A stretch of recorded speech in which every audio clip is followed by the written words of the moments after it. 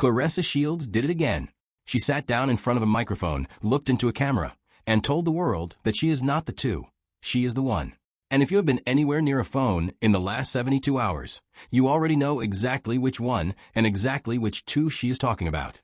This is a woman who spent the first half of her career begging the sport of boxing to take her seriously, and is now spending the second half of her career begging the culture to stop noticing the married man standing 3 feet behind her at every event. And in the middle of that begging, she looked directly at Serena Williams, at Muhammad Ali, at LeBron James, at Michael Jordan, 4 of the most decorated, most marketed, most systemically protected athletes in the history of American sports. And she said, put me in that category. Put me right there. Because the hate I am getting is the same hate they got. And I need you to sit with how insane that sentence is before we go any further. Because everything about this next 20 minutes is built on the fact that Claressa Shields, aka Paps Pick Me, aka the mistress with a mouthpiece, aka the woman who turned an entanglement into an entire PR tour, genuinely believes that being dragged for publicly dating a married man is the same thing as Muhammad Ali being stripped of his title for refusing to fight in Vietnam. That is where we are. That is the level of delusion we are working with. And what nobody is telling you is that this is not a slip of the tongue. This is not a bad interview day. This is a strategy. There is a very specific reason Claressa is comparing herself to Serena and Ali right now, in this exact window, and it has almost nothing to do with boxing and almost everything to do with a Zeus Network undercard, a Ray J fight, a movie that flopped, and a set of brand deals that were never coming through the door in the first place. When we get to the Zeus Network breakdown later in this video, and I promise you we are getting there, you are going to understand why every one of these, I'm the one not the two clips is landing right now, on purpose, in a specific order, to prop up a fight card that could not survive on its own merits. Drop your thoughts in the comments, hit like, and subscribe. Let's get into it. Now if you're just walking into this story, let me catch you all the way up, because the layers on this one are deeper than most people realize. Claressa Shields is a 2-time Olympic gold medalist, an undisputed middleweight champion, a 3-division world champion, and by any objective boxing metric, one of the most accomplished female fighters to ever lace up gloves. She had a biopic, The Fire Inside, that came out with real Hollywood muscle behind it. She had a documentary. She had a signature moment in the sport where, if things had gone slightly differently, she could have been the face of women's boxing in the same way Serena was the face of tennis. That was the runway. That was the setup. And then, somewhere between the end of her Olympic run and the release of that movie, Claressa made a choice. She chose to publicly, aggressively, and unapologetically position herself as the woman who ended Remy Ma and Papoose's marriage. And I want to be careful here, because there are 2 timelines running at the same time, and if you only follow one of them, none of this makes sense. The first timeline is the boxing timeline, the fights, the belts, the movie, the endorsements that should have been coming. The second timeline is the entanglement timeline, the leaked text messages, the Remy Ma freestyle that seemingly took shots at both of them, the reported cheating allegations, the split, the tattoo that reportedly still says Remy on Pap's neck, the interviews, the red carpets, the BET Awards, the Breakfast Club, Tamron Hall, way up with Angela Yee, all of it. And the reason this story is a nuclear meltdown right now is because those 2 timelines are no longer separate. They collided. Claressa's boxing timeline is now dependent on her entanglement timeline. Because the only reason the culture is still paying attention to her upcoming August fight card is because of the man walking behind her, not the woman in the ring. The stakes are financial, because a fight card that cannot sell tickets on the fighter's name alone has to sell tickets on the drama around her, which is why Ray J and Orlando Brown are suddenly on her undercard. The stakes are cultural, because black women who spent years defending Claressa are now watching her align herself, in her own words, with a married man, and they are asking the very fair question of whether their loyalty was ever going to be returned. The stakes are reputational, because every time Claressa opens her mouth to defend the entanglement, she loses another sliver of the mainstream endorsement runway that used to be sitting right in front of her. And the stakes are systemic, because this is now a case study in how a legitimately great athlete can talk herself out of a legacy in real time. So the question the rest of this video is going to answer is this: is Claressa Shields actually being hated on for her greatness, the way she is claiming, or is she being called out for something that has absolutely nothing to do with boxing and everything to do with the choices she keeps making in front of a live audience? Because those are not the same story, and she needs you to think they are. Let's start with what everyone can see with their own eyes, because layer 1 of this evidence is not hidden. It is being posted, uploaded, and reshared by Claressa herself, on her own accounts, on purpose. Exhibit 1 is the clip that set this entire cycle off. Claressa sat down for an interview, and the host, clearly trying to give her a soft, easy question, said something to the effect of, "As a fan, sometimes I feel like the extra stuff going on, who you are dating, all this other stuff, is overshadowing your talent." That is a lifeline. That is the host handing her a script and saying, "Please read this script, please say the words, my personal life has been overshadowing my career. Please give me the humble comeback quote." And Claressa looked at that lifeline, and she said, "Never, never." She did not blink. She did not pause.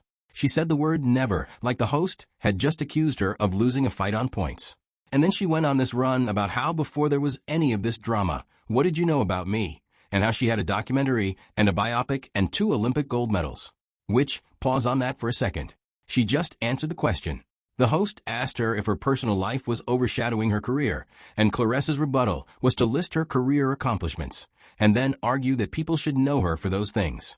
Ma'am, that is the host's entire point. That is literally what the host just said. The fact that you had to remind us of the biopic, the documentary, the 2 Olympic gold medals, means the entanglement is louder than the accomplishments.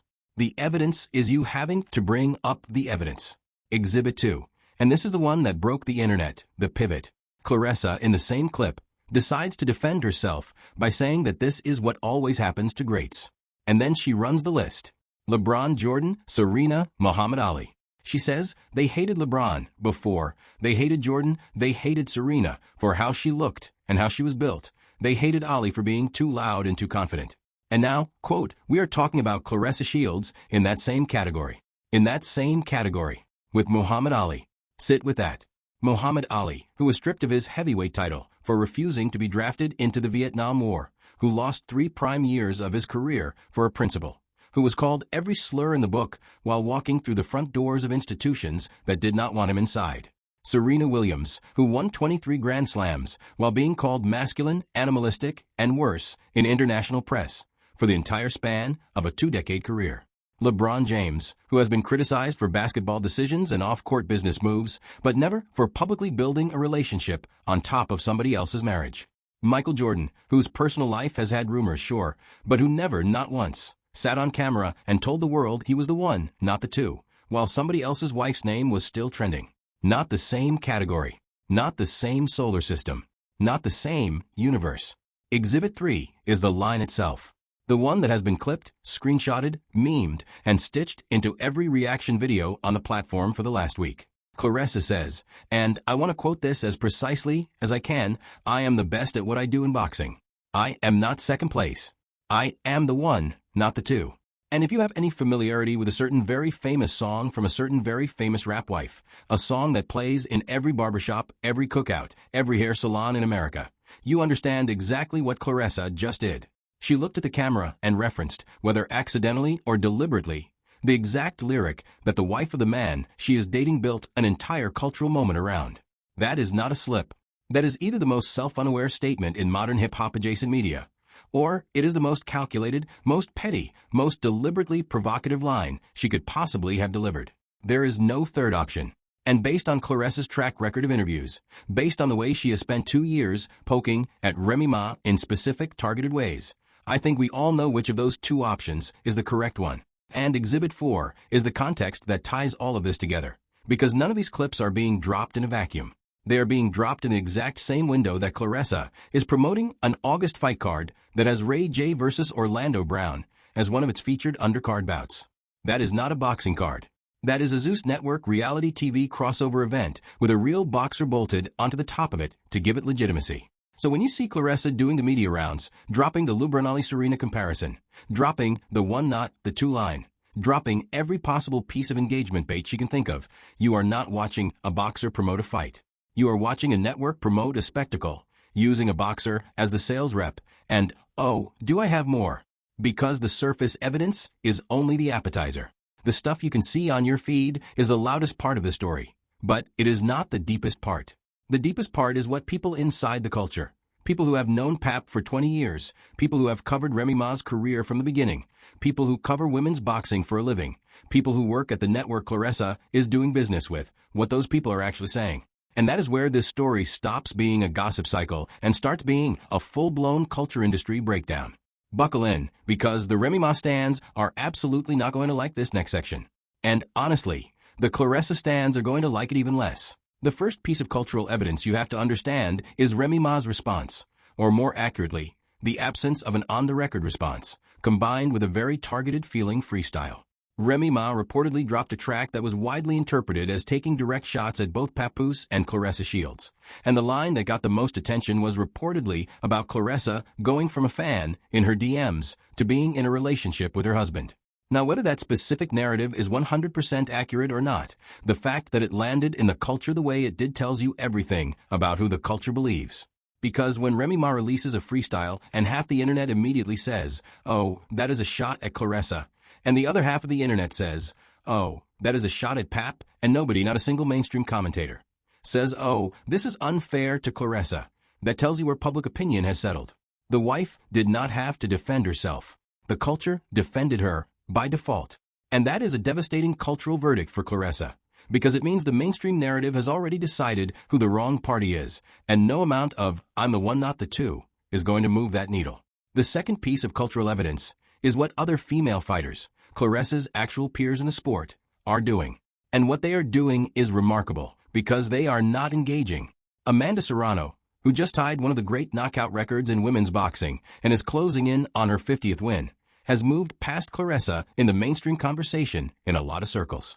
Chris Cyborg has openly called this whole thing duck hunting season. Alicia Baumgardner, who Claressa has had public physical altercations with, is now in a position where she is the sympathetic figure in every retelling of that story, because Claressa's public brand is so damaged that any conflict she has with another fighter defaults to the other fighter being the reasonable one. Do you understand how much cultural capital you have to burn through for that to be the default red? That is not a marketing problem. That is a brand in flames problem. The peers are not calling her out publicly mostly. They do not have to. They are just quietly, consistently continuing to build their own resumes, and every time they do, the contrast writes itself.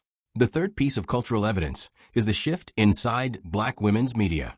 And I want to be very careful here, because this is nuanced, and I want to give the counterside its full weight.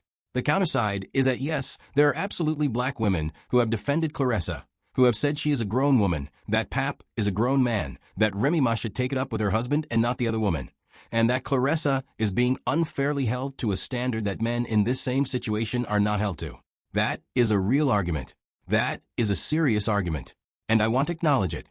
But here is why that argument, in this specific case, does not hold up the way it usually does, because Claressa did not just quietly date a married man. Claressa went on a public tour. Claressa did the Breakfast Club. Claressa did Way Up. Claressa did Tamron Hall. Claressa reportedly attempted to align herself with the wife style, the wife's platform, the wife's cultural positioning. This is not a private choice being unfairly examined. This is a public campaign, and once you campaign, you are no longer protected by the grown adults doing grown adult things offense. You forfeited that shield when you sold tickets to your own entanglement. The fourth piece of cultural evidence is what happened at the 2026 BET Awards, and this is the one that I think is going to age the worst for Claressa. Reports and viral clips coming out of that event showed Papoose looking, in the words of one widely shared post, like he was suffering in silence. The internet clocked immediately that his energy did not match hers. Every red carpet photo, every candid clip, every micro-expression became evidence in the court of public opinion, and the verdict was brutal. And I want to say this clearly. I am not in that relationship, none of us are, we do not know what the actual dynamic is behind closed doors. But in a public relationship that has been built on public performance, the moment the public reads the performance as strained, the entire brand of the relationship collapses. And that is what happened at that award show. The brand collapsed on live television, and Claressa has been doing damage control ever since. Every "I'm the one, not the two" clip since then is a response to that collapse. It is not confidence. It is public relations. Now here is where I want to stop, because we have been talking about the entertainment layer. The clips, the interviews, the cultural response, the freestyle, the award show optics. That is the part of the story everybody is arguing about on social media. But there is a completely different layer of this story that almost nobody is talking about, and it is the layer that actually explains why every one of these moves is happening on this exact timeline. If you have been thinking this whole thing is just a messy relationship playing out in public, you are watching the wrong screen. Because there is a business machine running underneath all of this. And it is the machine that determines what Claressa says, when she says it, and why it lands the way it does. Let me show you the second timeline. The business truth, the part that nobody wants to say out loud, is this. Claressa Shields is a phenomenal boxer with almost no traditional endorsement runway right now. And I want you to understand what that sentence really means, because on the surface it sounds impossible. She is a two-time Olympic gold medalist. She is an undisputed champion. She has a biopic. By every athletic metric that has ever mattered in the endorsement economy, she should be a Nike face. She should be a Gatorade face. She should be a Samsung face. She should be sitting in the seat that Serena Williams occupied and Naomi Osaka occupies and Angel Reese is building toward. And she is not. And that is not because the market cannot support a female boxing star. Katie Taylor exists. Amanda Serrano has real deals. Women's boxing has real money flowing through it right now. The reason Claressa is not sitting in that seat is because of a very specific problem that the endorsement industry does not know how to price, which is reputational volatility. Brands can price athletic risk. Brands can price injury risk. Brands can even price the occasional off-court controversy. What brands cannot price is a spokesperson who might, on any given Tuesday, sit down for an interview and compare herself to Muhammad Ali while dating a married man. That is not a risk profile any Fortune 500 marketing department is going to sign off on. And so the corporate money went somewhere else. And once the corporate money went somewhere else, Claressa had to build an economy around herself using whatever tools were left. Which is where Zeus Network enters the picture. The second systemic angle is the Zeus Network partnership itself. And this is where things get really instructive about how the modern boxing economy actually works. When you cannot get a Showtime or DAZN or ESPN broadcast on the terms you want, when you cannot land the corporate sponsors that would let you self-finance a card, when the traditional boxing infrastructure is not calling, you have to find a distribution partner who will meet you where you are. Zeus Network is that partner. Zeus is a subscription-based streaming service that has built its brand on reality TV drama, and it has moved aggressively into the celebrity boxing space because celebrity boxing is one of the few live event categories where drama and athletic content overlap in a way that maps directly onto their existing audience. And what Zeus needs from a partnership with a real boxer is not just a boxer, because a boxer alone is not a Zeus product. What Zeus needs is a boxer who brings drama with her. A boxer whose personal life is already trending. A boxer whose social media is already a full-time entertainment feed. Claressa is not walking into this partnership as just an athlete. She is walking in as a whole entertainment ecosystem, which is why Ray J and Orlando Brown ended up on her undercard. That undercard is not for boxing fans. That undercard is for Zeus subscribers. And the reason it exists is because Claressa's boxing name alone was not enough to sell that pay-per-view. The network needed the reality TV crossover to justify the price point. That is not an insult. That is a business fact. And it is a fact that has enormous downstream consequences for how Claressa is now allowed to talk in public. The third systemic angle is the media incentive structure. And this is the one that ties everything together. Think about who is booking Claressa right now. It is not sports media. It is not boxing scenes sitting her down for a technical breakdown of her last 3 fights. It is entertainment media. It is podcasts. It is morning radio. It is culture commentary shows. And every single one of those bookings is not being sold on the strength of her jab or her ring IQ. It is being sold on the promise that she will say something controversial about Pap, about Remy, about the entanglement, about the drama. That is the sales pitch. Producer to Booker to Claressa's team. We want her on the show because we know she will deliver a viral moment. And Claressa, whether consciously or unconsciously, has adapted to that incentive. Every interview, she delivers the moment. Because if she stopped delivering the moment, the bookings would stop, the promotional runway for the fight would collapse, and the whole Zeus Network-driven career pivot she is currently running would fall apart in real time. So when you see her comparing herself to Muhammad Ali, when you see her saying, "I'm the one, not the two," when you see her giving the never answer to a softball question about her career being overshadowed, you are not watching an athlete misspeak. You are watching a media product deliver on the specific commercial promise that got it booked in the first place. That is not a personality flaw. That is a system output. And once you see it as a system output, the entire arc of Claressa's public commentary over the last 2 years starts making a completely different kind of sense. Which brings us to the truth that I have been building toward this entire video. and I want you to sit with it, because I do not think this claim has been made this directly anywhere else. Claressa Shields is not comparing herself to Muhammad Ali and Serena Williams because she genuinely thinks she is in their category. Claressa Shields is comparing herself to Muhammad Ali and Serena Williams because that comparison is the single most efficient way to generate a viral clip that gets her booked on the next show, that keeps the promotional cycle going, that sells the next pay-per-view. It is not delusion. It is not arrogance. It is not lack of self-awareness. It is a marketing strategy. And it is a marketing strategy that only works if you, the viewer, take the bait and argue about it, which is the most important sentence in this entire video. So I'm going to say it one more time. The strategy only works if you take the bait. Every reaction video, every stitch, every quote tweet, every heated comment section, every group chat blowing up over the Ali comparison, all of it is fuel. All of it is doing exactly what the promotional cycle needs it to do, which is keep Claressa's name in the algorithm for another news cycle, so that when the pay-per-view lands, there is a saturated audience already primed to click buy. That is the game, and Claressa is playing it well. She is not losing. From a pure attention economy standpoint, she is running the exact playbook that a person in her business position has to run to survive. What she is losing, and this is the part she is not going to be able to buy back, is the long-term legacy value of her boxing career. Because every dollar of attention she earns from the entanglement cycle is a dollar of legacy she is spending. And legacy dollars do not replenish. Once you spend them, they are gone. Every "I'm the one not the two" clip is a withdrawal from the same account that Muhammad Ali left full and Serena Williams left overflowing. The accounts she is comparing herself to are the accounts she is actively draining.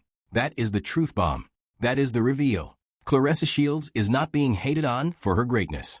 Claressa Shields is trading her greatness for a promotional cycle. And by the time she realizes what the exchange rate actually was, the transaction will be complete and the receipts will be permanent. Now here is the resolution, and I want to be honest about it, because I do not want anybody walking away from this video thinking I am dancing on Claressa's grave. I am not.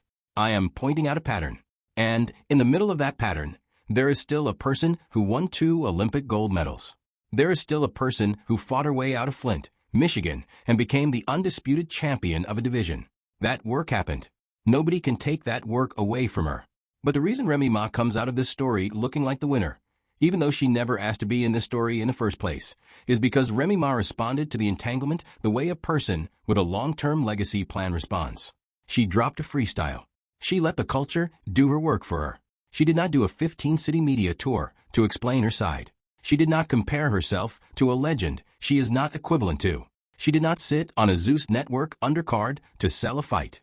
She let the story tell itself, and the story told itself in her favor. And that is the lesson buried inside this entire cycle, the one that I hope somebody in Claressa's camp is willing to say to her before it is too late. The person who wins the long game in the culture is not the person who talks the loudest right now.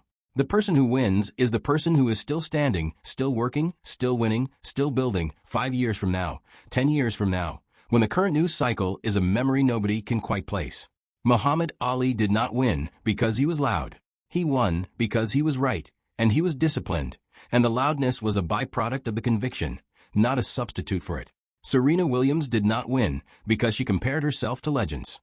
She won because she became one, and she let other people make the comparison. That is the difference. And Claressa still has time to course correct. She still has fights left. She still has the athletic ability. She still has the biopic on her resume. If she made a decision tomorrow to stop feeding the entanglement machine, to stop taking the interview bait, to stop delivering the viral clip, the culture would forgive her within 18 months. That is how short the memory is. But she has to make that decision. And every interview she does that goes exactly like this last one is another 18-month clock that starts over. So the right person is still winning here. Remy Ma is still winning by not showing up. And Claressa can still win by choosing what she stops saying, not what she keeps saying. This is only the start, though, and I want you to understand why. There are at least 2 specific things I am watching in the next 30 to 60 days that are going to determine how this whole cycle lands. The first is the August fight card itself.